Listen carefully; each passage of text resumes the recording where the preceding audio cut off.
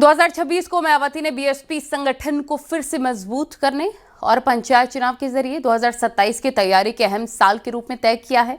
संसद में प्रतिनिधित्व खत्म होने की चुनौती के बीच मायावती दलित मुस्लिम समीकरण और एकला चलो नीति से पार्टी को दोबारा खड़ा करने की कोशिश में जुटी हैं। साल 2026 में बीएसपी के सामने नई संभावनाएं क्या हैं, इस रिपोर्ट में आपको दिखाते हैं।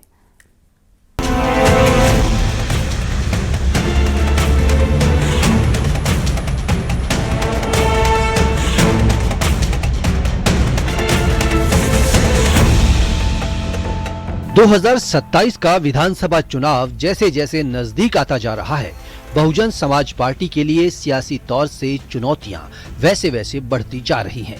बहुजन समाज पार्टी 2027 के विधानसभा चुनाव में अकेले जाने का जिस तरह प्लान बना रही है, उसके पीछे साफ तौर से तर्क है कि वो अपने वोट बैंक को किसी और के साथ शेयर नहीं करेगी। लेकिन उससे पहले 2026 में होने वाले पंचायत चुनाव बहुजन समाज पार्टी के लिए एक बड़ा इम्तिहान साबित होने वाले हैं।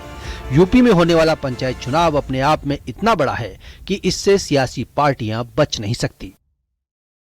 अब 2026 के पंचायत चुनाव हैं, जिसको एक लिटमस टेस्ट के तौर पे बीएसपी देख रही है।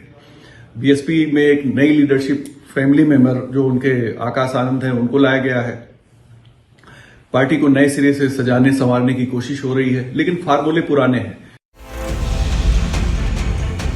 हालांकि पिछले 3 महीनों के भीतर बहुजन समाज पार्टी की राष्ट्रीय अध्यक्ष मायावती ने लखनऊ और दिल्ली में 1 दर्जन से ज्यादा बड़ी बैठकें की हैं।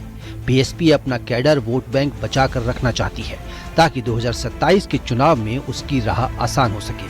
फिलहाल समाजवादी पार्टी बहुजन समाज पार्टी के इन हालात पर टिप्पणी करने से बचती हुई नजर आ रही है।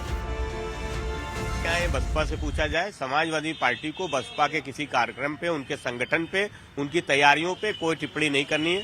वो सवाल बसपा के लिए बसपा से पूछा जाए। बहुजन समाज पार्टी के पिछले चुनाव में जो स्थिति रही है, जिस तरीके से जनता ने उन्हें नकारा है, तो उन्होंने अपने नीति और सिद्धांत में क्या बदलाव किया है, मायावती जी को पहले ये बताना चाहिए। क्या पहले की तरह जातिवाद का खेल खेलेंगी, पहले की तरह नोटों की माला पहनेंगी? इन बातों को भी उनको सामने, जनता के सामने रखना चाहिए। बहुजन समाज पार्टी जिस तरह से विधानसभा चुनाव में अकेले जाने का प्लान बना रही है, उसके बाद साफ हो जाता है कि उसके सामने चुनौतियां और ज्यादा हैं। लेकिन बहुजन समाज पार्टी ने साफ किया है कि वो अकेले चलकर ही 2027 के चुनाव को जीतने की जुगतबंदी करेगी, लेकिन उससे पहले पंचायत चुनाव उसके लिए बड़ा इम्तिहान होंगे। तो ऐसे में देखने वाली बात होगी बहुजन समाज पार्टी, जिसके सामने कई सारे चुनौतियां हैं, वो इन चुनौतियों का सामना कैसे करने वाली है।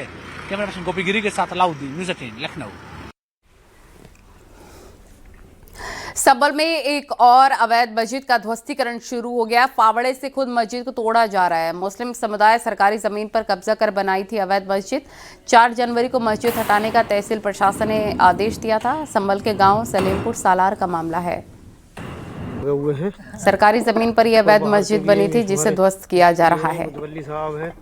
और ये है संभल में एक और अवैध मस्जिद का ध्वस्तीकरण शुरू हो चुका है। एक्सक्लूसिव तस्वीरें आप देख रहे हैं। मुस्लिम समुदाय खुद ही तोड़ रहा है इस मस्जिद को, क्योंकि ये सरकारी जमीन पर अवैध तरीके से बनाई हुई मस्जिद थी, इसलिए प्रशासन से पहले खुद ही मुस्लिम समुदाय ने इस मस्जिद को तोड़ा है।